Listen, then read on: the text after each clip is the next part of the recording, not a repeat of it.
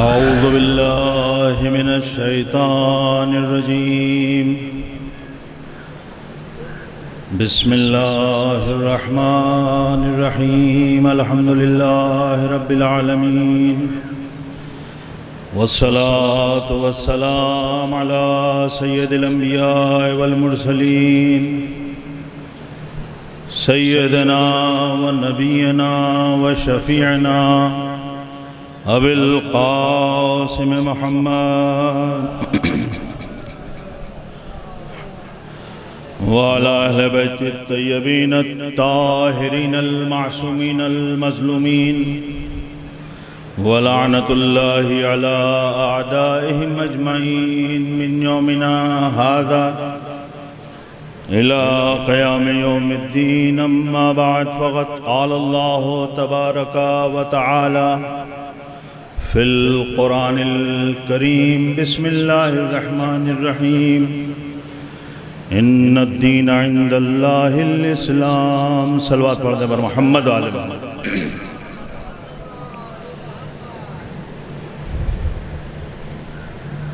خلاق کائنات قرآن کریم میں ارشاد فرما رہا ہے: ان الدین عند اللہ الاسلام، کہ بے شک خدا کا پسندیدہ دین دین اسلام ہے.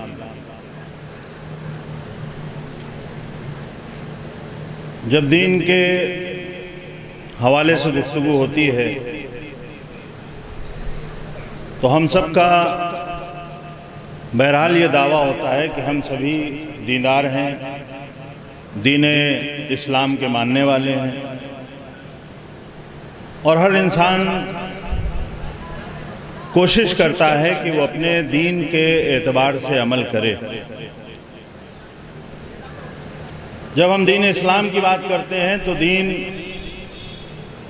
گویا کچھ عقیدے ہیں، کچھ چیزوں کا تعلق عمل سے ہے، اور کچھ چیزیں اخلاقیات ہیں. یعنی اصول دین ہے، فروع دین ہے، اور اخلاقیات ہیں. انہی کا مجموعہ جو ہے وہ دین کہلاتا ہے. لہذا ہمارے لیے بہت اہم ہے کہ جس دین کو ہم مانتے ہیں، جس دین پہ عمل کرنے کا ہمارا دعویٰ ہے، ہمیں اس دین کی معرفت بھی ہونا چاہیے. ہمارے لیے بہت ضروری ہے کہ یہ جو دین مبین اسلام ہے، اسے جس انداز سے معصومین نے ہمیں بتایا ہے، اس حد تک ہمیں کم سے کم معرفت ہونا چاہیے. دین کا مطلب صرف یہ نہیں ہے کہ مثلا اگر کسی کا عقیدہ بہت اچھا ہے تو دین صرف عقیدے تک ہے اور عمل سے دین کا کوئی تعلق نہیں ہے. یا انسان اگر عمل میں بہت اچھا ہے اور اس کے عقیدے میں جھول ہے تو اس کا مطلب یہ نہیں ہے کہ اس کا دین مکمل دین ہے. اگر انسان عقیدے کا بھی اچھا ہے، عمل کا بھی اچھا ہے، لیکن اخلاقیات سے اگر عاری ہے تو پھر اسی دین کے لیے کہا جاتا ہے کہ حسن خلق نصف دین ہے. نماز آپ پڑھتے ہیں، روزہ آپ رکھتے ہیں، عقیدہ آپ کا اچھا ہے، لیکن جیسے ہی مصلی سے ہٹتے ہیں لوگوں سے آپ کا سلوک اچھا نہیں ہے، ملنے کا طور و طریقہ اچھا نہیں ہے، ملنے کا انداز اچھا نہیں ہے. تو دین کا مطلب یہ ہے کہ عقیدہ بھی صحیح ہونا چاہیے، عمل بھی صحیح ہونا چاہیے، اور اخلاق بھی اچھا ہونا چاہیے. صلوات پڑھتے ہیں پر محمد و آل محمد. لہذا یہ جو دین ہے، جہاں ایک طرف اصول دین ہے، وہیں دوسری طرف فروع دین ہے. اصول دین ہمارے عقیدے سے اس کا تعلق ہے، اور اصول دین میں بھی جو سب سے اہم چیز ہے وہ توحید ہے. یعنی ہمارے دین کی اساس توحید ہے، دین کی بنیاد توحید ہے. اگر کسی کو توحید سمجھ میں نہیں آئی ہے تو نہ وہ امامت سمجھ سکتا ہے، نہ وہ نبوت سمجھ سکتا ہے، نہ اسے قیامت کا اندازہ ہو سکتا ہے. کیونکہ اصل بنیاد ہمارے دین کی توحید ہے. توحید کے لیے جو علماء نے بیان کیا ہے کہ توحید کا مسئلہ ایسا نہیں ہے کہ جیسے مختلف عقیدے ہوتے ہیں کہ آپ کا ایک عقیدہ نبوت کے بارے میں ہے، ایک عقیدہ امامت کے بارے میں ہے، ایک عقیدہ آپ کا دوسری چیزوں کے بارے میں ہے، سب کے الگ الگ فولڈر ہیں۔ توحید کی اہمیت یہ ہے کہ جتنے بھی ہمارے عقیدے ہیں ان کی بیس توحید ہونا چاہیے، یعنی اگر امامت ہے تو ساتھ میں توحید ہونا چاہیے، نبوت ہے تو توحید ہونا چاہیے، قیامت کا عقیدہ ہے تو توحید ہونا چاہیے۔ اگر خدا کو سمجھ لیا ہے تب سارے اصول دین سمجھ میں آئیں گے، اگر توحید ہی کو نہیں سمجھا ہے تو پھر کچھ بھی سمجھ میں نہیں آئے گا۔ صلوات پڑھ دیں بر محمد وآل محمد۔ لہذا ہمارے یہاں اگر توحید سمجھنا ہے اور اس کا جو راستہ ہے وہ ولایت کے وسیلے سے ہمیں توحید تک پہنچنا ہے، لہذا بہت اہم ہے کہ انسان جو توحید کی بات کرتا ہے وہ توحید اس نے کس حد تک سمجھی ہے۔ ایک توحید کا مطلب یہ ہے کہ ہم اللہ اللہ کرتے ہیں، اللہ کو ایک مانتے ہیں اور صرف زبان تک ہمارا یہ عقیدہ ہے کہ اللہ ایک ہے، کلمہ لا الہ الا اللہ پڑھ رہے ہیں، لیکن ہمارے عمل سے ظاہر نہیں ہوتا ہے کہ ہمیں اس ایک خدا پر یقین بھی ہے۔ دیکھیے آج کی جو تاریخ ہے، مجالس کے عنوان سے بہرحال آخری دن ہے، لیکن دوسری جو اہم تاریخ ہے 4 جون، وہ امام خمینی کی برسی کی تاریخ ہے، اور دور حاضر میں امام خمینی نے ہمیں کسی حد تک سمجھایا ہے کہ دین کہتے کسے ہیں اور دین کیا کیا ہماری زندگی میں انقلاب لا سکتا ہے۔ یعنی آپ سے پہلے ہو سکتا ہے اس دور کے لوگوں کو اندازہ نہ رہا ہو کہ اس دین میں کتنی طاقت ہے، اس دین میں کتنا پاور ہے، اور اس دین کے وسیلے سے کیسے انقلاب لائے جا سکتے ہیں۔ لہذا جب دین کی بات ہوگی دور حاضر میں، جب اسلام کی بات ہوگی تو ان لوگوں کا بھی تذکرہ آئے گا جنہوں نے آج کے دور میں اس اسلام کو زندہ رکھا ہے، اور ان میں جو سر فہرست ذات ہے وہ امام خمینی کی ذات گرامی ہے۔ توحید کے حوالے سے ہمارا ایک عقیدہ یہ ہے کہ ہم بھی خدا کو ایک مانتے ہیں، ہم بھی یہ دعویٰ کرتے ہیں کہ اللہ ایک ہے، لیکن ہمارے عقیدے اور عمل میں بہت فرق نظر آتا ہے۔ ہم دعویٰ تو کرتے ہیں کہ خدا ایک ہے، لیکن ذرا سے پریشانیاں ہمارے اوپر پڑتی ہیں، ہم اغیار کے دروں پہ سر کو جھکائے ہوئے نظر آتے ہیں، ذرا سے ہمیں ضرورت پڑتی ہے ہم نہ جانے کتنے دروں پہ ہاتھ پھیلائے ہوئے نظر آتے ہیں۔ یعنی ہم کہہ تو رہے ہیں کہ اللہ ایک ہے، لیکن اس اللہ ایک پہ پوری طرح سے بھروسہ نہیں ہے۔ لیکن اسی کے مقابلے میں امام خمینی جیسے لوگ جو اتنا عظیم انقلاب لے کر آئے، اس کی وجہ یہ ہے کہ انہوں نے اللہ کو ایک کہا بھی ہے اور ایک مانا بھی ہے۔ ان کے عمل سے ظاہر ہوتا ہے کہ اللہ ایک ہے۔ مشہور و معروف واقعات ہیں، اکثر آپ نے سنا ہوگا۔ امام خمینی جب انقلاب لے کر آتے ہیں تو لوگ آپ کے پاس آئے اور آپ نے کہا دیکھیے یہ ایک عظیم انقلاب آپ لے کر آئے ہیں، ایک واحد شیعہ حکومت قائم ہوئی ہے، اگر آپ چاہتے ہیں کہ یہ انقلاب باقی رہے، یہ حکومت باقی رہے، تو اس وقت جو سپر پاور ہے آپ کو اس سے دوستی کرنی پڑے گی۔ اگر آپ اس سے صلح نہیں کریں گے تو پھر یہ انقلاب مشکل میں پڑ جائے گا، آئے دن وہ سازشیں کرتے رہیں گے اور یہ ملک باقی نہیں رہے گا، یہ انقلاب باقی نہیں رہے گا۔ امام خمینی نے، اور مثال بھی امریکہ کی اسی طرح سے ہے کہ جیسے کسی محلے میں اگر آپ کو رہنا ہے اور وہاں کوئی بڑا گنڈا ہے تو لوگ کہتے ہیں کہ بھئیہ اس سے تعلقات بنا کے رکھو تبھی تم یہاں رہ پاؤ گے اس بستی میں، اس سے اگر تعلق اچھے نہیں ہوں گے تو تم محلے میں رہ نہیں پاؤ گے۔ تو اگر دنیا کو آپ ایک بستی مان لیں تو اس میں جو سب سے بڑا گنڈا ہے وہ شیطان بزرگ جسے امام خمینی نے کہا ہے، یہی امریکہ اور اسرائیل ہے۔ کہا آپ اگر چاہتے ہیں کہ آپ کی حکومت باقی رہے، اگر آپ چاہتے ہیں کہ یہ آپ کا ملک باقی رہے، تو آپ کو اس وقت کے سپر پاور سے دوستی کرنی ہوگی، اس وقت کے سپر پاور سے سمجھوتا کرنا پڑے گا۔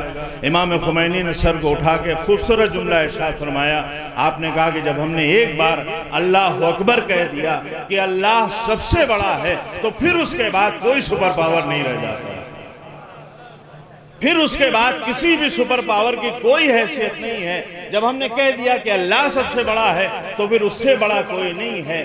ہمارے لیے ہر دور میں یہ ایک بہترین سبق ہے کہ جہاں انسان ذرا سے پریشان ہوتا ہے، کسی کے اقتدار کو دیکھ کے سر جھکاتا ہے، کسی کی دولت کو دیکھ کے سر جھکاتا ہے، کسی کی کرسی کو دیکھ کے سر جھکاتا ہے، آج کے دور میں امام خمینی جیسے غیر معصوم نے بھی یہ سمجھا دیا کہ اگر کامیابی پانا چاہتے ہو تو خدا کو سب سے بزرگ و برتر ماننا ہوگا۔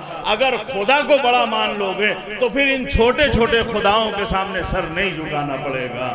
صلوات پڑھ دیں بر محمد و آل محمد۔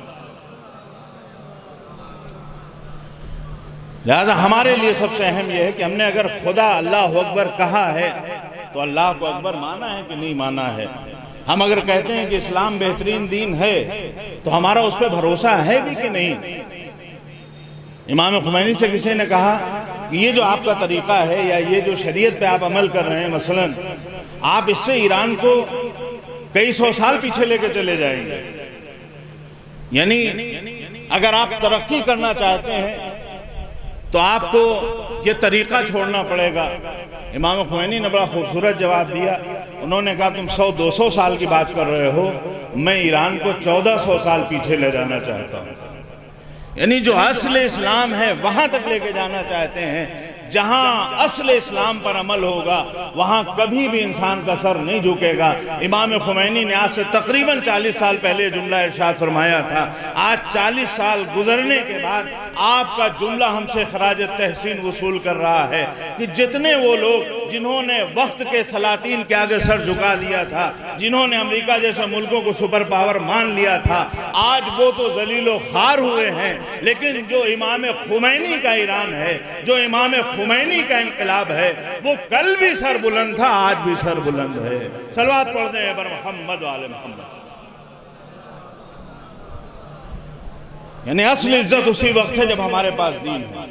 اگر دین نہیں ہے تو پھر کوئی عزت نہیں ہے۔ لا شرف لمن لا دین لہ، اس کے لیے کوئی شرف نہیں ہے، کوئی فضیلت نہیں ہے جس کے پاس دین نہیں ہے۔ اگر دین ہے تو فضیلت ہے، اگر دین نہیں ہے تو پھر کوئی فضیلت نہیں ہے۔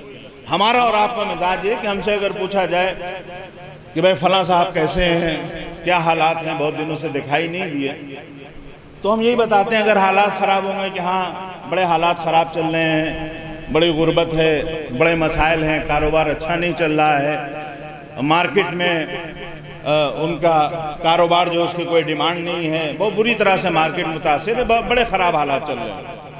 ہمارے چھٹے امام جعفر صادق علیہ السلام،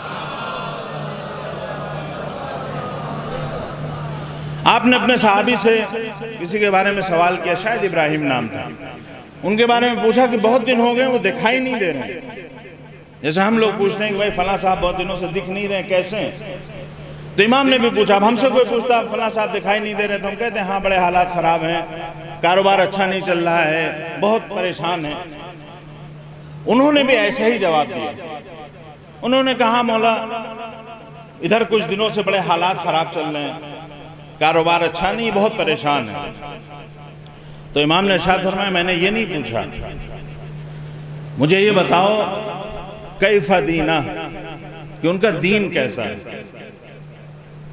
یہ جو ہم پوچھ رہے ہیں وہ کیسے ہیں، تو اس کا مطلب یہ نہیں کہ اس کے پاس کتنا پیسہ ہے، کتنے اس کے پاس پراپرٹی ہے، کتنا مقام اور مرتبہ، اس سے مطلب نہیں، یہ بتاؤ اس کا دین کیسا ہے۔ تو انہوں نے کہا مولا حالات چاہے جتنے خراب ہوں، دین پہ کوئی حرف نہیں آیا۔ کہا دین وہی ہے جو آپ نے بتایا تھا، دین وہی ہے ان کے پاس جو آپ کا سکھایا ہوا، آپ کا بتایا ہوا دین ہے۔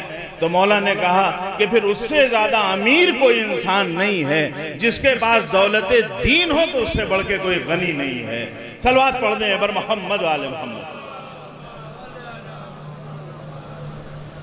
یعنی ہمارے اور معصومین کے معیارات میں کتنا فرق ہے۔ ہمارے لیے کون ہے بہت اچھی کنڈیشن کس کی ہے، جس کے پاس دنیا کے اعتبار سے حالات اچھے ہیں۔ اگر دولت ہے تو بہت ترقی کر رہا ہے، بہت اچھا ہے، اگر اقتدار ہے تو بہت اچھا ہے، اگر اس کے پاس دولت دنیا ہے، مکانات وغیرہ تو بہت اچھا ہے۔ لیکن امام کیا کہہ رہے ہیں چھٹے امام، یہ بتاؤ کہ اس کا دین کیسا ہے۔ اگر دین ہے تو وہ اچھا ہے، غنی ہے، اگر دین نہیں ہے تو اس سے بڑا فقیر کوئی نہیں ہے، اس سے بڑا محروم کوئی نہیں ہے۔ جس کے پاس دین نہ ہو اور سب کچھ ہو تو اس کی کوئی حیثیت نہیں ہے، لیکن اس کسی کے پاس کچھ نہ ہو لیکن اپنے دین کی وہ حفاظت کر لے تو اس سے بڑا غنی کوئی نہیں ہے۔ یہ ہمارے فقرے نہیں ہیں، یہ معصوم کا ارشاد گرامی ہے۔ لہذا ہم جب دین کی بات کرتے ہیں تو ہمارے لیے بہت اہم ہے کہ ہم دیکھیں کہ کون سا دین ہمارے یہاں ہے۔ ہم لوگ اکثر ہمارے یہاں مجلسوں میں پڑھا جاتا ہے دین است حسین، اور بہت مشہور و معروف ربائی ہے، شاہ است حسین بادشاہ است حسین، دین اس حسین و دی پناہ است حسین، یعنی حسین دین بھی ہیں اور دین کی پناہ بھی ہیں۔ ہمارے اکثر یہ دعویٰ ہوتا ہے کہ ہم سب سے بڑے دیندار ہیں، ہمارے گھر میں دین پایا جاتا ہے، ہم بہت بڑے حسینی ہیں، بہت بڑے مولائی ہیں۔ اگر ہمیں دیکھنا ہے کہ ہم حسینی اور مولائی ہیں یا نہیں ہیں تو حسین یعنی دین، دین یعنی حسین، یعنی حسین کا تصور بغیر دین کے ممکن نہیں ہے، دین کا تصور بغیر حسین کے ممکن نہیں ہے۔ لہذا اگر کوئی کہہ رہا ہے کہ میں بہت بڑا حسینی ہوں تو وہ اپنے وجود میں دیکھ لے، اپنے گھر میں دیکھ لے، اگر اس کے وجود میں دین پایا جاتا ہے تو اس کے گھر میں حسین پائے جائیں گے، اگر دین ہی نہیں ہے تو پھر حسین بھی وہاں نہیں ہوں گے جہاں دین نہیں ہوگا۔ اصل معیار یہ ہے کہ ہمارا دین کیسا ہے۔ اسی لیے یہ جو دین اتنا عظیم ہے جس کی تعریف کی جا رہی ہے، بلکہ ایک دوسری آیت میں ارشاد ہوتا ہے کہ وَمَن يَبْتَغِ غَيْرَ الْإِسْلَامِ دِينًا لَن يُقْبَلَ مِنْهُ، کہ اگر کوئی دین اسلام کے علاوہ کسی اور آئین کے سائے میں اعمال لے کر آئے گا تو ہم اسے قبول نہیں کریں گے۔ یعنی ہمارے اعمال کی قبولیت کا ذریعہ بھی اسلام ہے، ہماری کامیابی کا ذریعہ یہی دین مبین اسلام ہے۔ یہ اتنا اہم دین ہے، لہٰذا اس دین کے لیے جب ہم اس دین کے بارے میں دیکھیں، سوچیں، اس کی معرفت حاصل کرنا چاہیں تو دین کی جو تعریف کی گئی ہے وہ ہمارے نظر میں ہونا چاہیے۔ دین کا مطلب صرف یہ نہیں ہے کہ ہم نے لا الہ الا اللہ کہہ دیا، دین کا مطلب صرف یہ نہیں ہے کہ ہم نے رسول کی رسالت کا اعلان کر دیا اور ہم پرفیکٹ مسلمان ہیں۔ نہیں، احادیث یہ کہتی دین ہے کیا۔ دین کی جب تعریف کی جاتی ہے تو ہمارے معصوم یہ کہتے ہیں کہ دین کا مطلب یہ ہے کہ نیکیوں کو حاصل کرنا، یعنی جہاں نیکیاں حاصل کی جائیں وہاں دین ہے، جہاں انسان نیکیوں سے دور ہوتا جاتا ہے وہ بے دینی ہے۔ معصوم سے پوچھا گیا، معصوم سے، کہ دین کسے کہتے ہیں؟ آپ نے کہا اپنے وعدے کی وفا کرنا یہ دین ہے، بے وفائی کرنا بے دینی ہے۔ اگر کوئی اپنے وعدے کی وفا کر رہا ہے تو وہ دیندار ہے، اگر کوئی اپنے وعدے کی وفا نہیں کر رہا ہے تو وہ رسول سے کیا وفا کرے گا، خدا سے کیا وفا کرے گا۔ لہذا اصل کیا ہے کہ اگر ہم وفا کر رہے ہیں، اگر ہم وفادار ہیں تو ہمارے پاس دین ہے۔ کسی اور نے سوال کیا کہ دین کسے کہتے ہیں، تو جواب ملتا ہے جس کے پاس مروت ہے اس کے پاس دین ہے۔ جہاں مروت نہیں ہوتی ہے وہاں دین بھی نہیں ہوتا ہے۔ سوال کیا جاتا ہے، یہ سب احادیث کا بہرحال ترجمہ ہے یا میرے الفاظ میں احادیث کی ترجمانی ہے۔ سوال کیا جاتا ہے کہ مولا دین کی تعریف کیجئے۔ مولا نے کہا دین یہ ہے کہ انسان کے پاس جو مال ہو اپنے اس مال سے اپنے مومن بھائیوں کی مدد کرے۔ اگر مدد کر رہا ہے تو دیندار ہے، اگر مدد نہیں کر رہا ہے تو دیندار نہیں ہے۔ یعنی یہ دین کے مختلف مرحلے ہیں۔ ہم یہ سمجھتے ہیں کہ ہم نے لا الہ الا اللہ کہہ دیا، رسول کی رسالت پر ایمان لے آئے، بس یہی دین ہے، اور اسی دین کے بھروسے ہم یہ سمجھتے ہیں کہ ہم سب سے زیادہ کامیاب ہیں، ہم سب سے زیادہ نمایاں ہیں اور جنت ہمارا مقدر ہے۔ لیکن ہم یہ نہیں دیکھتے ہیں کہ اس دین کے ساتھ کتنے اور لوازمات بھی ہیں۔ یہ شہادت گہے الفت میں قدم رکھنا ہے۔ لوگ آسان سمجھتے ہیں مسلمان ہونا۔ صلوات پڑھتے ہیں بر محمد علیہ محمد۔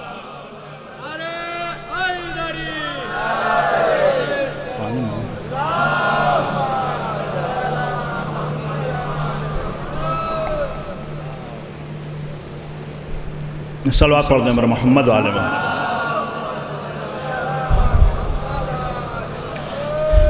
لہذا ہمارے یہاں جو دین کا تصور ہے، دین جہاں ایک طرف عقیدہ ہے، عمل ہے اور اسی کے ساتھ ساتھ اخلاقیات، یہ مکمل مجموعہ ہے، تب جا کے ہم دیندار بنتے ہیں، صحیح معنوں میں ایک اچھے اور سچے مسلمان۔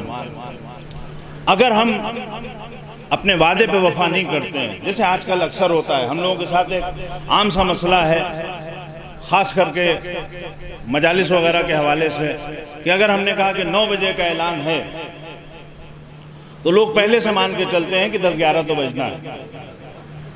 اگر بہت زیادہ تاکید کر دی جاتی ہے تب بھی لوگ کہتے ہیں چلو 9:30 تو بجے گا، اور جو یہ اعلان کر رہا ہوتا ہے کہ 9 بجے مجلس شروع ہو جائے گی، اسے بھی اپنے اعلان پہ بھروسہ نہیں ہوتا ہے، اسے بھی اس بات کا یقین نہیں ہوتا ہے کہ 9 بجے ہم شروع ہی کر لے جائیں گے۔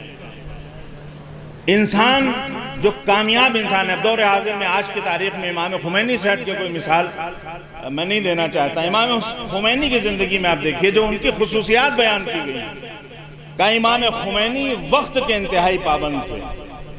یعنی جب آپ پیرس میں تھے، جلا وطنی کی زندگی گزار رہے تھے، تو جو پاس پڑوس کے لوگ تھے وہ بھی امام خمینی کو دیکھ کے اپنی گھڑیاں صحیح کر لیتے تھے کہ اگر یہ اس وقت نکل کے آئے ہیں تو پھر جو ان کا روز کا ٹائم ہوتا ہے وہی ٹائم ہوگا. ہماری گھڑی غلط ہو سکتی ہے، ان کا عمل غلط نہیں ہو سکتا.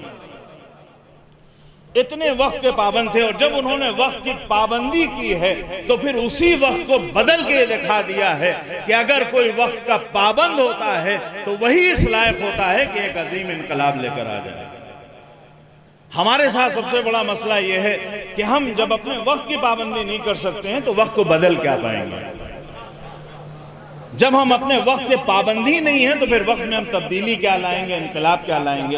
امام خمینی کے نمایاں خصوصیات ہیں. آپ وقت کے پابند اور اس طرح سے پابند ہیں کہ اپنے لوگ نہیں، جو پرائے لوگ ہیں جہاں وقت کی پابندی کی جاتی ہے انہوں نے بھی آپ کو دیکھ کے یہ اندازہ لگایا کہ کس طرح سے وقت کا پابند ہوا جاتا ہے.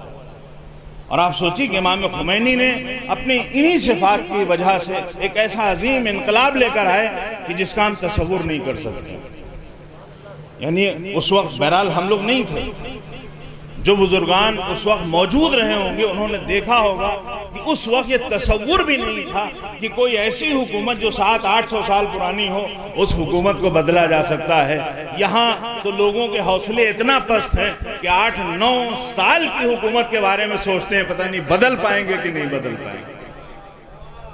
اور وہاں سینکڑوں سال کی حکومت ہے اور اسے بدل کے امام خمینی نے دکھایا کہ ہم اگر وقت کے پابند ہوں، ہم اگر دین کے پابند ہوں، ہم اگر شریعت کے پاسدار ہوں تو یہ دین ہے ہی اس لیے کہ ہمارے اندر انقلاب لے کر آئے. یہ دین ہے ہی اس لیے کہ وہ ہمیں منزل کمال تک پہنچا دے. اسلام کا ایک ہی مقصد ہے کہ وہ ہمیں منزل کمال تک پہنچا دے. لہٰذا جو دین منزل کمال تک پہنچا سکتا ہے اس دین کو وہ کمال پہ اسی وقت پہنچائے گا جب اس دین کو دین سمجھا جائے اور اس دین پہ عمل کیا جائے. صلوات پڑھنے پر محمد علیہ وسلم. دیکھیں ایک وہ دین ہے جس کے اہل بیت نے تعلیم دی، ایک وہ دین ہے کہ جو وقت ضرورت ہم اپنے اعتبار سے بنا لیتے ہیں. جو ہماری سہولتیں ہوتی ہیں اس کے اعتبار سے ہم دین بناتے ہیں. کچھ چیزیں دین میں شامل کر دیتے ہیں، جو چیزیں بھاری لگتی ہیں اس پہ زیادہ توجہ نہیں کرتے ہیں. کچھ اعمال ایسے ہیں اب بہت مبتلا بے مسائل ہیں، ہم جانتے ہیں کہ یہ دین میں ہے لیکن ہم نے یہ مان لیا کہ اس پہ ہم سے عمل نہیں ہو پائے گا. لہٰذا ہم یہ سوچ کے بیٹھتے ہیں کہ گویا یہ دین نہیں، اسے دین سے مائنس کر دیتے ہیں. یعنی بہت سی ایسی چیزیں ہیں، یعنی ہم اکثر اس دین پہ عمل کرتے ہیں جو ہماری خواہشوں کا دین ہے. ہم اس دین کو مانتے ہیں جو ہماری خواہشوں کا دین ہے. دین خواہشوں پہ عمل کرنے کا نام نہیں ہے، دین خواہشوں کو قربان کرنے کا نام ہے. ہم کتنا اپنی خواہشوں کو قربان کر کے دین پہ عمل کرتے ہیں. یہاں ہمارا جو دین ہے ہماری سہولیت کے اعتبار سے جو چیز ہمیں اچھی لگی وہ دین میں ہے تو ٹھیک ہے، نہیں ہے تو اسے ہم شامل کرتے ہیں کسی نہ کسی عنوان سے. جو چیز دین میں ہے لیکن ہم اس پہ عمل نہیں کر سکتے ہیں تو ہمارا دل بھی نہیں چاہتا ہے کہ اس کے حوالے سے کوئی گفتگو ہو، اس کے حوالے سے کوئی بات چیت کی جائے. لہذا اکثر ہوتا ہے کہ مجالس وغیرہ میں پہلے سے بتا دیا جاتا ہے کہ دیکھیں اس بستی میں فلاں فلاں مسئلے کو نہ چھیڑیے گا کیونکہ اس مسئلے کے مبتلا بھی لوگ بہت ہیں. ایسا نہ ہو کہ آپ ایسی بات پڑھ دیجئے کہ جو منتظمین ہیں وہ بات ان کے خلاف چلی جائے. لہٰذا بیان بھی وہی ہونا چاہیے جس میں ہمیں مزہ آئے، ہمارے من موافق ہو. یعنی ہم ایسی گفتگو بھی نہیں سننا چاہتے ہیں جو ہماری خواہشات سے الگ گفتگو کی جائے. صلوات پڑھ دیں پر محمد وآل محمد. لیکن روایات کی روشنی میں اگر آپ دیکھیں تو دین وہی ہے، خواہشات کو قربان کرنے کا نام دین ہے. اگر ہم دین پہ عمل کرنا چاہتے ہیں، بہت سی جگہ ہوتا ہے، بہت سے معاملات آج کل کے مبتلا بے مسائل ہیں کہ اکثر یہ ہوتا ہے کہ اصول دین میں، بہرحال اصول دین ایسی چیز ہے کہ اس میں آپ کو کسی کے کہنے پہ عمل نہیں کرنا ہے بلکہ آپ کو اگر اللہ کو ماننا ہے تو خود سمجھ کے ماننا ہے. لیکن فروع دین میں تقلید ہے. فروع دین میں تقلید ضروری نہیں ہے، واجب نہیں ہے. جو لوگ کہتے ہیں نا تقلید ضروری نہیں ہے.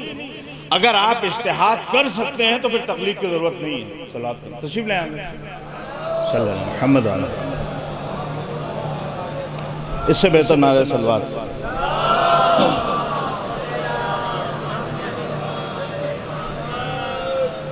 اس سے بہتر نعرہ صلوات.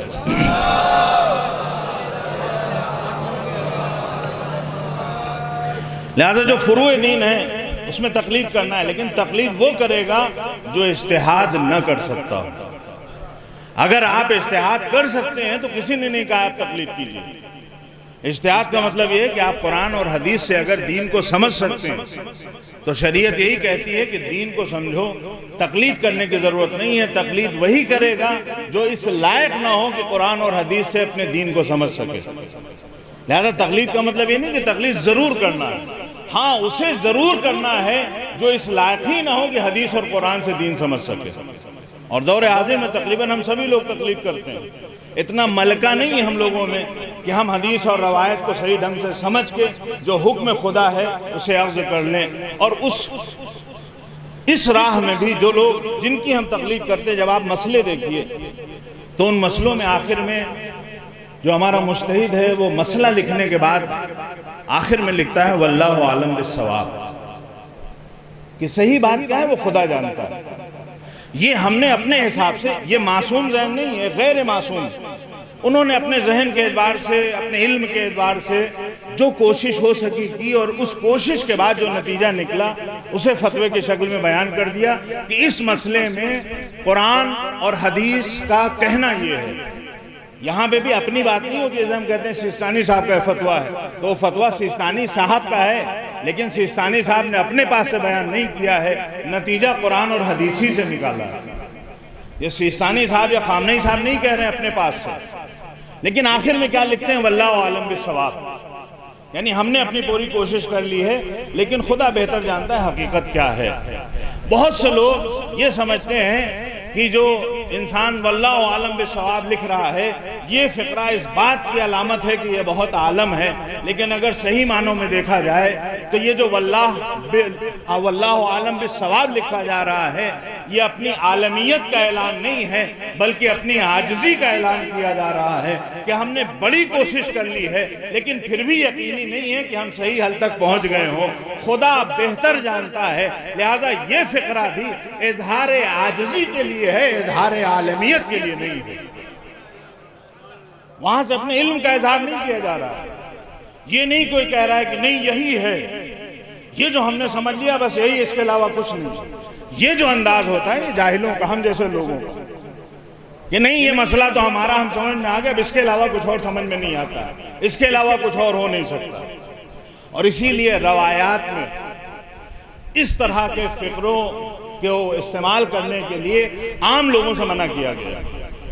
عام لوگوں سے مراد یہ ہے کہ ہماری نگاہ میں کوئی حدیث نہیں ہے، ہماری نگاہ میں آیتیں نہیں ہیں، ہم سمجھ نہیں سکتے ہیں، لیکن ہم نے کوئی بات کسی نے پوچھا کہ بھائی اعظم صاحب فلاں مسئلے میں آپ کیا کہتے ہیں، ہم نے کہا ایسا ہونا چاہیے، اور پھر تھوڑا سا اکڑ کے کہا واللہ عالم بالصواب. سامنے والے کو لگے کہ ہاں یہ بھی پڑھے لکھے آدمی. روایات نے کہا ہے کہ جاہلوں کے لیے روا نہیں ہے کہ اس جملے کا استعمال کریں.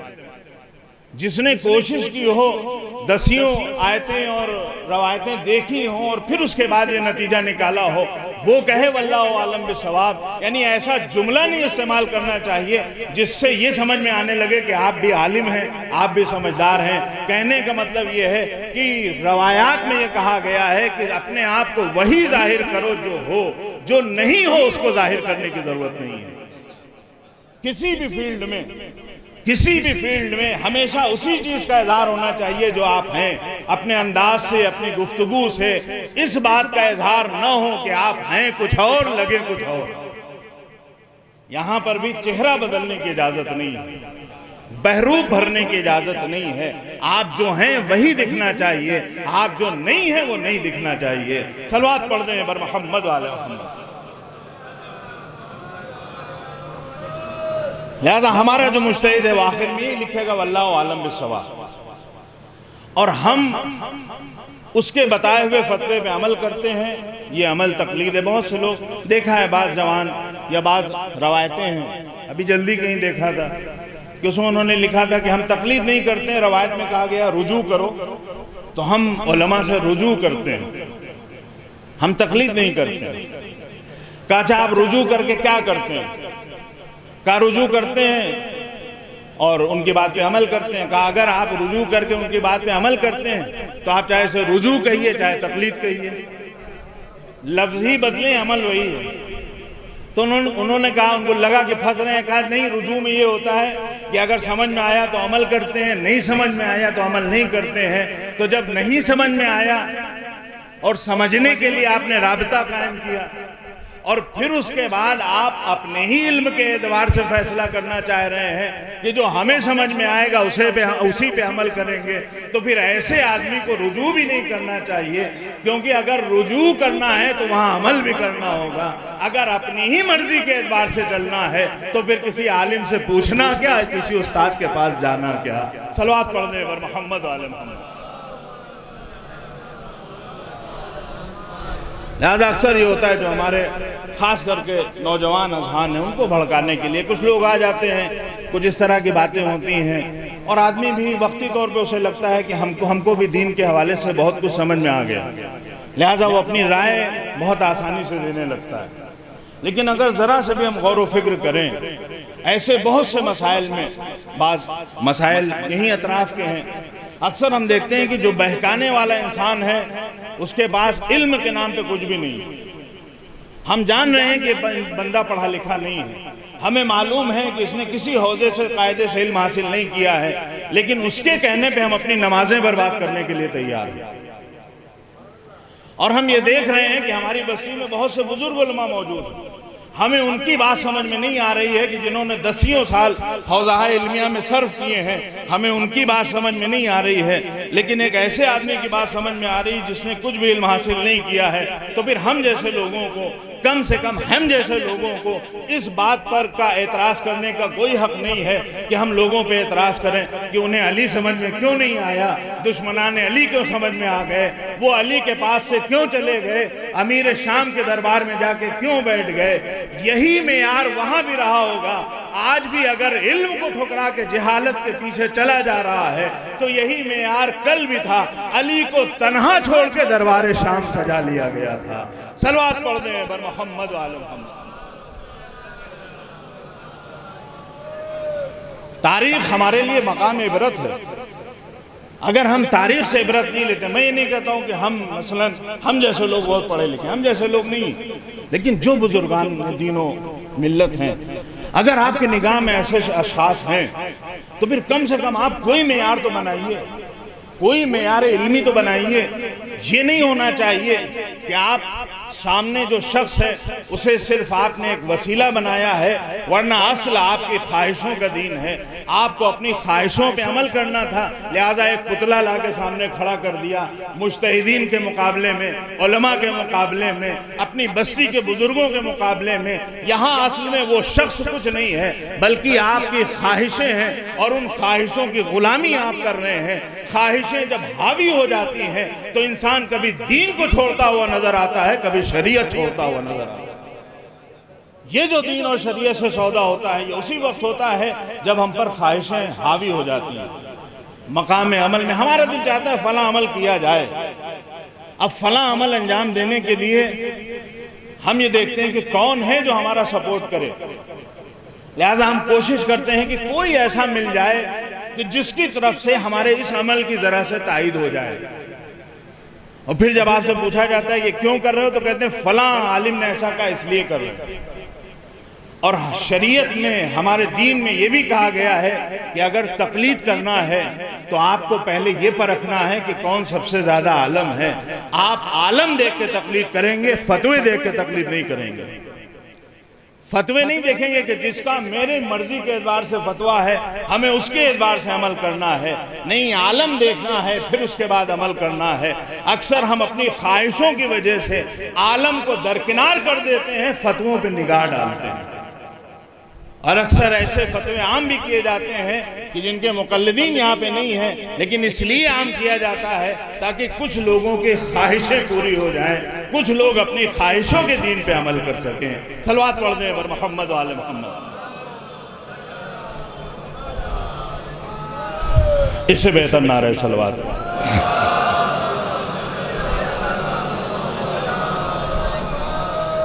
لہذا جو ہمارا دین ہے وہ دین ہماری خواہشوں کے اعتبار سے نہیں ہے، جس اعتبار سے معصومین نے ہمیں یہ دین بتایا ہے، سمجھایا ہے، جن قربانیوں کے ذریعے یہ دین ہم تک پہنچایا گیا ہے، ہمارے لیے دین وہی دین ہے جو محمد اور آل محمد کے در سے ہمیں ملا ہے۔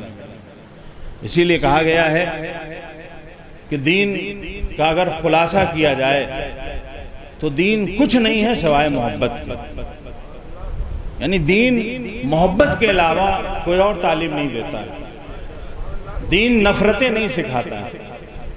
دین نے ہمیں بتایا ہے کہ کیسے کیسے لوگوں سے کس طرح سے محبت کی جائے، اور اس محبت میں جو سر فہرست محبت ہے خدا کے بعد وہ اہل بیت کی محبت ہے۔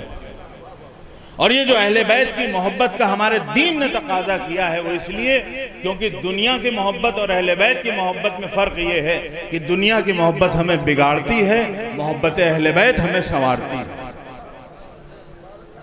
دنیا کی محبت ہمیں عمل سے دور کرتی ہے، اہل بیت کی محبت ہمیں عمل سے قریب کرتی ہے۔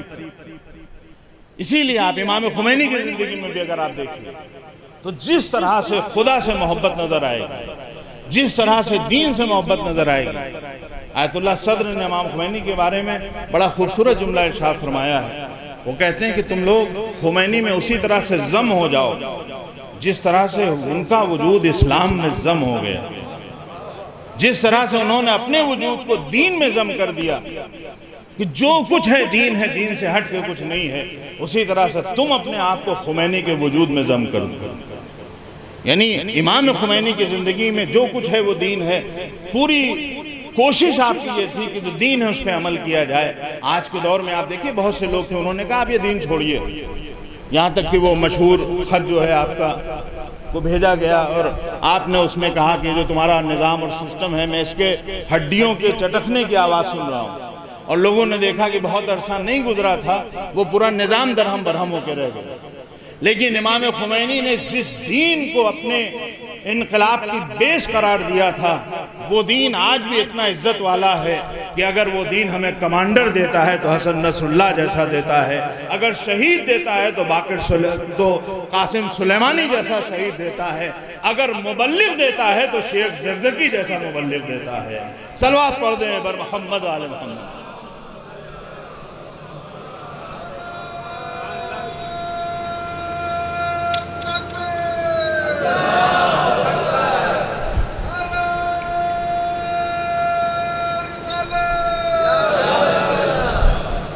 اور اسی لئے آپ دیکھئے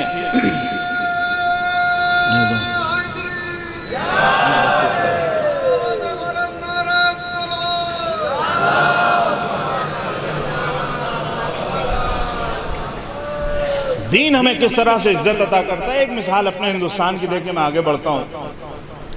بہت عرصہ نہیں گزرا ہے، اسی کرناٹک میں حجاب کی جو لڑائی ہوئی ہے اس میں ایک لڑکی کا وجود سامنے آتا ہے۔ دیکھیے ہم نہیں جانتے اس کا مسلک کیا ہے، ہم میں سے بہت سے لوگوں کو اس کا نام بھی نہیں یاد ہوگا، لیکن جیسے ہی میں نے نام لیا وہ پوری تصویر نگاہوں میں آ گئی ہوگی کہ جہاں نرغہ عادہ میں گھر کے ایک لڑکی نعرہ تکبیر کی صدا بلند کر رہی ہے۔ دیکھیے ہم لوگ اپنی مجلسوں میں نہ جانے کتنے نعرے ہم نے لگا ڈالے، کتنے نعرہ حیدری اور نعرہ صلوات، لیکن آپ پوچھ لیجئے کہ فلاں بستی میں کون صاحب آپ کو یاد ہے نعرہ لگانے والے، تو ہمیں نہیں یاد۔ لیکن آج میں نے صرف ایک اشارہ کیا ہے اور آپ سب کے ذہن میں وہ تصویر آ گئی ہوگی کہ کس طرح سے نعرہ تکبیر بلند کیا جا رہا ہے۔ اس نعرے میں اور اس نعرے میں فرق کیا ہے؟ اپنے دوستوں کے درمیان بیٹھ کے نعرہ لگانا اور ہے، اور دشمنوں کے نرغے میں گھر کے خدا کو یاد کرنا اور ہے۔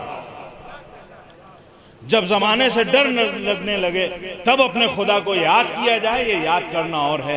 لہذا جب اس بچی سے پوچھا جاتا ہے کہ تم نے اس عالم میں اس طرح سے نرغے میں گھرنے کے بعد نعرہ تکبیر کی صدا کیوں بلند کی، تو اس نے کہا مجھے لوگوں کے ہجوم سے ڈر لگ رہا تھا، لہذا جب اسے ڈر لگا اور اس نے اپنے خدا سے رابطہ قائم کیا تو یہ رابطہ اتنا قوی تھا کہ اس ڈر سے بھی اسے نجات ملی، اس دشمن اعداء کے نرغے سے بھی نجات ملی، اور خدا نے اسے اتنی عزت دے دی کہ جب تک ہم زندہ رہیں گے ہماری نگاہوں میں اس کی تصویر رہے گی۔ وہ خدا ہے جو عزت دیتا ہے، وہ خدا ہے جو ذلت دیتا ہے۔ اس صدق دل کے ساتھ یاد کیا جا رہا ہے۔ برسا برس گزر جائیں گے اور شاید اسی نعرے کا اثر ہے جو آج ہمیں اس سرزمین پہ دکھائی دے رہا ہے۔ وہ جو نظام تھا وہ پورا نظام بدل گیا ہے۔ لوگوں کو اتنی توقع نہیں تھی کہ ایسا بھی ہو سکتا ہے۔ شاید اس نعرے کا بھی اثر ہے۔ کوئی بھی کہیں بھی اگر نرغہ اعداء میں گر کے اپنے خدا کو صدق دل سے یاد کرتا ہے تو خدا تو ہے ہی اس لیے کہ وہ اپنے بندوں کی حفاظت بھی کرتا ہے، عزتوں سے بھی نوازتا ہے۔ صلوات پڑھ دیں اگر محمد و آل محمد۔ بس شرط یہ ہے کہ ہم اپنے خدا کو، معصومین کو صدق دل سے آواز دیں۔ ابھی میں نے نام لیا حسن نصر اللہ کا آپ کے سامنے۔ بہرحال ایک مقاومت کی تاریخ ہے، ایک جد و جہد کی تاریخ ہے جو ہماری نگاہوں کے سامنے ہے کہ کس طرح سے عالم اسلام کے لیے، کس طرح سے اپنے عزت اور وقار کے لیے جنگ لڑی ہے حزب اللہ نے۔ اور ان کی جو آخری جنگ جو ہوئی تھی تقریباً 34 روزہ، اس جنگ کے بعد ایک کمانڈر ان کے آئے تھے ایران میں، اور ہم لوگوں کے سامنے کا واقعہ ہے۔ ان سے جب پوچھا گیا کہ آخر کیا بات ہے کہ وہ اسرائیل کہ جس نے اس سے پہلے کبھی 3 دن میں کبھی 7 دن میں سارے عرب ممالک کو شکست دے دی، آخر کیا وجہ ہے کہ آپ لوگوں کو شکست نہیں دے پائے؟ تو انہوں نے کہا کہ ہمارے وقت کے امام کی تائید ہمیں حاصل تھی، یعنی اگر ہم ایک قدم ان کی طرف بڑھتے ہیں تو وہ 10 قدم ہماری طرف بڑھ کے آتے ہیں۔ بس شرط یہ ہے کہ صدق دل سے ایک قدم اٹھایا جائے جو اکثر ہم نہیں اٹھا پاتے۔ انہوں نے کہا کہ میری ڈیوٹی تھی رات کو اس گن پہ جو طیارے وغیرہ کو مارنے کے لیے، پلین وغیرہ کو جو فائٹر پلین ہوتے ہیں، لیکن ہمارے پاس کوئی ایسا آلہ نہیں تھا جو رات کی تاریکی میں، ایسا کوئی راڈار نہیں تھا جو رات کی تاریکی میں پتہ لگا سکے کہ دشمن اٹیک کر رہا ہے۔ اب یہ واقعہ ہے وہ میرے سامنے کا۔ انہوں نے کہا کہ میں نماز شب میں مشغول تھا، یعنی یہ بھی کمال ہے کہ سرحدوں کی حفاظت بھی کی جا رہی ہے تو وہاں بھی خدا سے رابطہ برقرار ہے، اور اسی لیے ارشاد ہوا ہے کہ اگر تم عزت چاہتے ہو تو راتوں کی تاریکی میں اٹھ کے خدا کو یاد کیا کرو۔ ہم یہ سمجھتے ہیں کہ عزت ہمیں کہیں اور سے ملے گی، لیکن اگر رات کی تاریکی میں اٹھ کے خدا سے رابطہ قوی کیا جائے تو خدا ہمیں عزت دینے والا ہے۔ انہوں نے کہا رات کی تاریکی تھی، ہم نماز میں مشغول تھے، اچانک ہمیں ایسا لگا کہ جیسے ایک الہام ہوا ہو کہ ایک فائر اندھیرے میں کر دو۔ کوئی آواز نہیں، کچھ نہیں انہوں نے دیکھا، اور ادھر دشمنوں نے اپنی تحقیق کی، پتہ لگایا کہ ان کے پاس رات کی تاریکی میں دیکھنے والا راڈار نہیں۔ تو یہ میٹنگ ہوئی کہ یہ کتنا بڑا، آپ نے دیکھا ہوگا لبنان، اگر نقشے میں آپ دیکھیے گا تو جلدی ملے گا نہیں، بہت چھوٹا سا ملک۔ اس لبنان میں بھی جو حزب اللہ کا ایریا ہے بہت ہی چھوٹا ہے۔ انہوں نے کہا ایک چھوٹا سا ایریا ہے، بہت کم لوگ ہیں، ان کے پاس راڈار ہے نہیں، رات میں ہمارے فائٹر پلین پکڑ نہیں پائیں گے، اور اسرائیل کے پاس آج کل ہتھیار اتنے زیادہ ہیں کہ خود ہندوستان ان سے ہتھیار خریدتا ہے اتنی ترقی کے بعد بھی، لہٰذا ہم حملہ کریں گے اور رات کی تاریکی میں اس پہ پورے ایریے کو اتنی بمباری کریں گے کہ نہ وہاں پہ کوئی شیعہ رہ جائے نہ حزب اللہ رہ جائے، سارا کام ہی ختم ہو جائے۔ دشمنوں کا ہمیشہ طریقہ یہ رہا ہے کہ انہوں نے جب ٹارگٹ کیا ہے تو یہ نہیں دیکھا ہے کہ یہ بچے ہیں، اسپتال ہے، گھر ہے، کیا ہے۔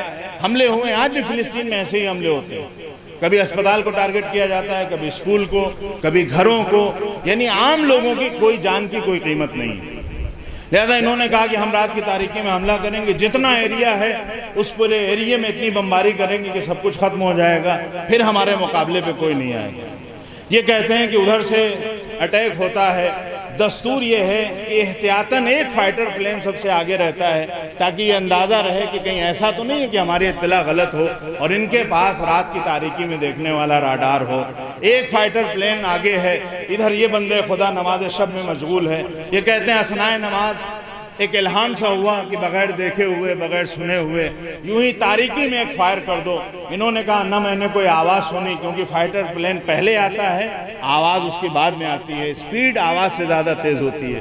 انہوں نے کہا کہ میں نے بغیر دیکھے بغیر سنے ہوئے ایک تاریکی میں فائر کیا اور میرا اکلوتا فائر اس اکلوتے فائٹر پلین پہ لگا جو سب سے آگے آ رہا تھا۔ جیسے ہی اس پہ لگا دشمنوں میں کوہرام برپا ہو گیا۔ ہم تو سمجھ رہے تھے کہ ان کے پاس رات کی تاریکی میں دیکھنے والا راڈار نہیں ہے، لیکن لگتا ہے حزب اللہ کے پاس ایسا راڈار موجود ہے۔ فوراً ہی دشمن واپس چلا جاتا ہے، لیکن جی چاہتا ہے ہاتھوں کو جوڑ کے عرض کیا جائے کہ ان کے پاس رات کی تاریکی میں دیکھنے والا راڈار نہیں ہے، لیکن پردہ غیب میں رہ کے حفاظت کرنے والا امام موجود ہے، جو دن کے اجالے میں بھی بچاتا ہے، رات کی تاریکی میں بھی حفاظت کرتا ہے۔ صلوات پڑھ دیں بر محمد والے۔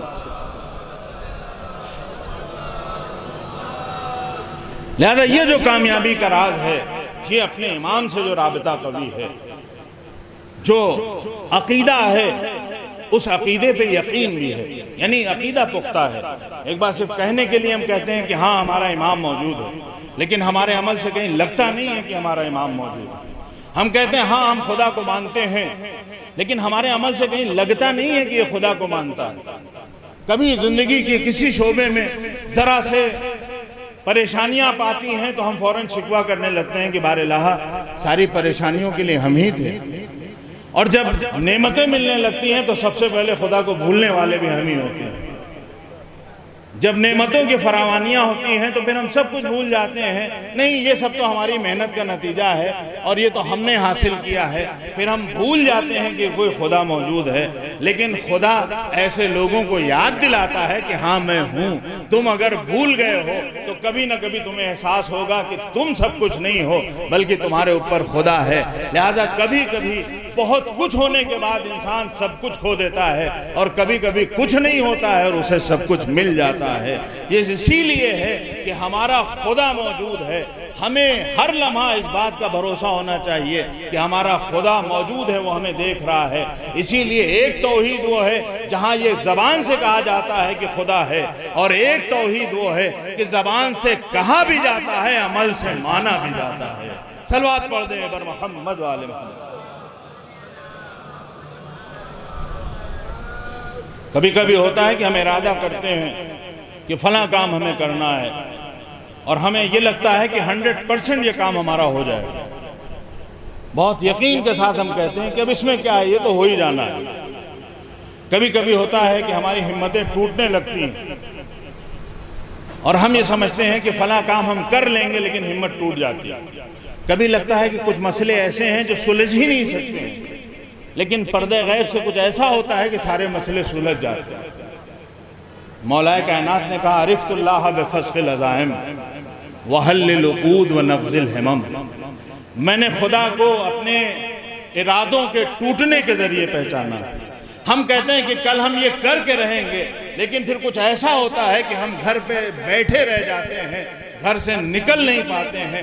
تب احساس ہوتا ہے کہ ہم ہی سب کچھ نہیں ہیں، ہمارے اوپر بھی کوئی۔ کبھی ہم یہ کہتے ہیں کہ ہمارا یہ کام ہو ہی نہیں سکتا ہے، اب کوئی طاقت دنیا کے ہمیں بچا نہیں سکتی ہے، لیکن پھر اسی عالم میں ایک ایسا راستہ نکل آتا ہے جو ہمیں یہ بتاتا ہے کہ دنیا ہو یا نہ ہو، لیکن تمہارا خدا تمہارے ساتھ ہے۔ وہ مشکلوں سے نجات دلانے والا ہے، وہ پریشانیوں کو دور کرنے والا ہے۔ صلوات پڑھ دیں بر محمد والے محمد۔ بہرحال دامن وقت میں بہت زیادہ گنجائش نہیں ہے۔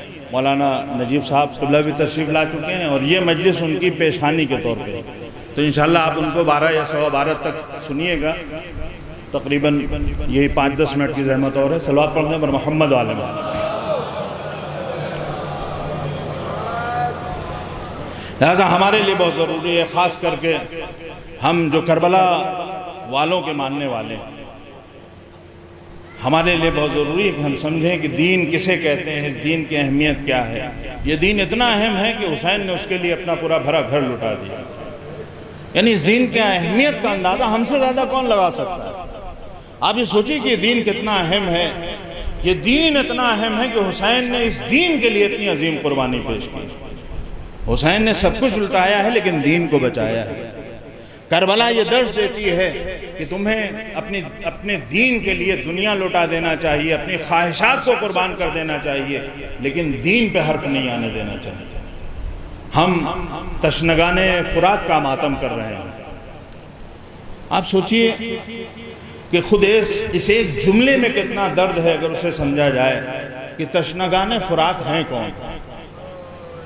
فرات ایک دریا کا نام ہے اور اس کے کنارے ایک ایسا قافلہ ہے جو مہمان ہے مگر بھوکا اور پیاسا ہے. یعنی آج اتنے 100 سال گزرنے کے بعد بھی ہم انہیں اگر یاد کر رہے ہیں تو تشنگان فرات کہہ رہے ہیں. مجھے بہت تفصیل میں نہیں جانا ہے لیکن جب فرات کا ذکر آتا ہے، تشنگان فرات کا ذکر آتا ہے تو ہماری نگاہوں میں، چشم تصور میں اس ترائی کا بھی منظر نظر آ جاتا ہے کہ جس ترائی میں جب یہ قافلہ پہنچا ہے تو 2 ہاتھ ہیں جو بہت ہی مضبوطی کے ساتھ اس دریا کے کنارے خیمے نصب کر رہے ہیں. کیوں یہاں پہ خیمے نصب کیے جا رہے ہیں؟ اس لیے نصب کیے جا رہے ہیں تاکہ دریا سے بچوں کے خیمے قریب رہیں، انہیں پانی کی شکایت نہ ہونے پائے. حسین کے لشکر کے علم بردار جناب عباس کو اپنے بچوں کے پیاس کا اتنا زیادہ خیال ہے کہ خیمے ایسی جگہ لگا رہے ہیں ترائی میں کہ جہاں اگر ہوا چلے تو اس میں پانی کی نمی کا احساس رہے. اور اسی لیے جب یہ حکم دیا گیا کہ یہاں سے خیمے ہٹا دیے جائیں تو جناب عباس تیار نہیں تھے. لیکن جب امام حسین نے جناب زینب سے کہلایا کہ بھیا عباس سے کہہ دو کہ تمہارے آقا حسین کی مرضی یہ ہے کہ یہاں سے خیمے ہٹا لیے جائیں، تو وہ عباس جس نے اپنے ہاتھوں سے ان خیموں کو نصب کیا ہے وہ روتے جاتے ہیں اور ان خیموں کو دریا کے کنارے سے ہٹاتے ہیں. بچے اتنے زیادہ مانوس کیوں ہیں جناب عباس سے؟ کیوں بار بار پانی کے لیے جناب عباس سے سوال ہوتا ہے کسی اور سے نہیں؟ علماء بیان کرتے ہیں کہ جب یہ قافلہ کربلا جب مدینے سے چلا ہے تو دستور یہ تھا کہ امام جناب عباس اپنے حصے کا کچھ پانی ضرور بچا کے رکھتے تھے کہ کہیں ایسا نہ ہو کہ راستے میں کوئی بچہ پیاسا ہو اور اسے پانی کی چاہت ہو اور پانی میسر نہ ہو. لہٰذا اگر بچوں کو کہیں پانی نہیں ملتا تھا تو جناب عباس کے خیمے میں بچوں کے لیے پانی کا انتظام رہتا تھا. لہٰذا مدینے سے لے کے کربلا تک ننھے بچوں کی عادت سی پڑ گئی تھی کہ اگر پانی طلب کرنا ہو تو جناب عباس کے پاس چلے جاتے تھے اور جناب عباس اپنے بچوں کے لیے پانی کا انتظام کرتے تھے. ہاں عزیزوں، بہت تفصیل میں نہیں جانا ہے. امام حسین علیہ السلام کو بھی اپنے اس بھائی پہ بڑا بھروسہ تھا. مدینے سے چلے ہیں تو آپ نے کسی اور کو اب آواز نہیں دی ہے اے بھیا عباس آؤ مجھے سواری پہ سوار کرو. جب راستے میں کہیں گفتگو کرنا ہوئی ہے تو اے بھیا عباس جاؤ اور جا کے دشمنوں سے گفتگو کر کے آؤ. جب شب عاشور مہلت لینا ہے تو حسین کو اتنا بھروسہ ہے بھیا عباس جاؤ اور جا کر مہلت لے کر آؤ. لہٰذا علماء بیان کرتے ہیں کہ امام حسین علیہ السلام جب جناب عباس کے چہرے کو دیکھ لیتے تھے تو گویا امام حسین علیہ السلام کا دل مضبوط ہو جاتا تھا کہ میرا بھیا عباس زندہ ہے. اسی لیے جب جناب عباس آئے ہیں مرنے کی اجازت دیجئے. امام نے پانی لانے کے لیے کہا ہے. جناب عباس چلے ہیں، آپ نے جنگ کی ہے، واپس چلے ہیں. ایک وقت ایسا آیا دونوں بازو قطع کر دیے گئے. آپ نے آخری سلام کیا ہے. اب حسین جب چلے ہیں تو امام حسین علیہ السلام کا عالم عجب ہے. وبان الانکسار علی وجہی، حسین کے چہرے پہ انکسار ہے. حسین کا چہرہ اس طرح کا ہے، غم زدہ حسین کا غم حسین کے چہرے سے آشکار ہے. حسین کمر کو تھامے ہوئے ہیں. یا اخی الان انکسر ظہری. حسین چلے ہیں، جناب عباس کے پاس آئے ہیں، وصیتیں ہوئی، خیمے میں علم لے کر آئے ہیں. تفصیل میں نہیں جانا ہے. حسین اب تک کا دستور یہ تھا کہ جب حسین آتے تھے کوئی شہید ہوتا تھا تو حسین جا کے دلاسا دیتے تھے. لیکن آج حسین نے کسی کو دلاسا نہیں دیا. ایک گوشے میں ستون خیمہ سے ڈیک لگا کر حسین بیٹھ گئے. ایسا لگتا تھا کہ اگر جناب فاطمہ وہاں موجود ہوتی تو حسین ماں کی گود میں سر رکھ دیتے. اے اماں میرا عباس مارا گیا، اے اماں میرا بھائی شہید ہو گیا.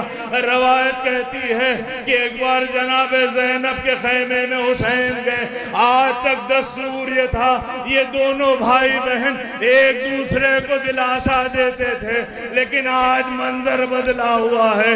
ایک طرف حسین ہے، ایک طرف زینب ہے. ایک بار حسین کہتے ہیں ہائے میرا بھائی عباس، ایک بار زینب زینب کہتی ہیں ہائے میرا بھیا عباس، واہ عباسہ کے نعرے بلند ہیں، واہ حسینہ، واہ مظلومہ، واہ۔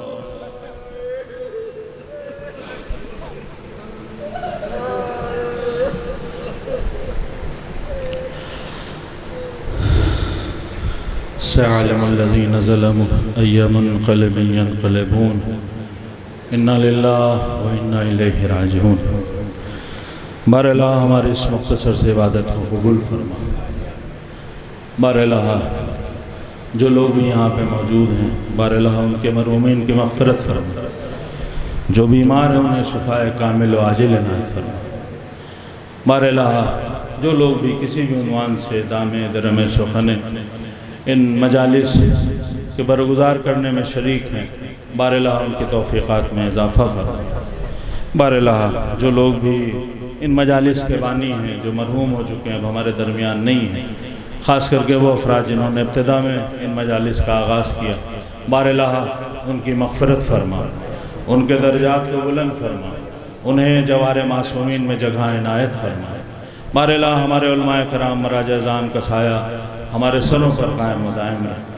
بار الہ منتقم خون حسینی کے ظہور میں تعجیل فرما، اور ہمیں اس لائق بنا کہ جب ہمارے وقت کے امام کا ظہور ہو تو ہمارا شمار ان کے ساتھیوں میں ہو۔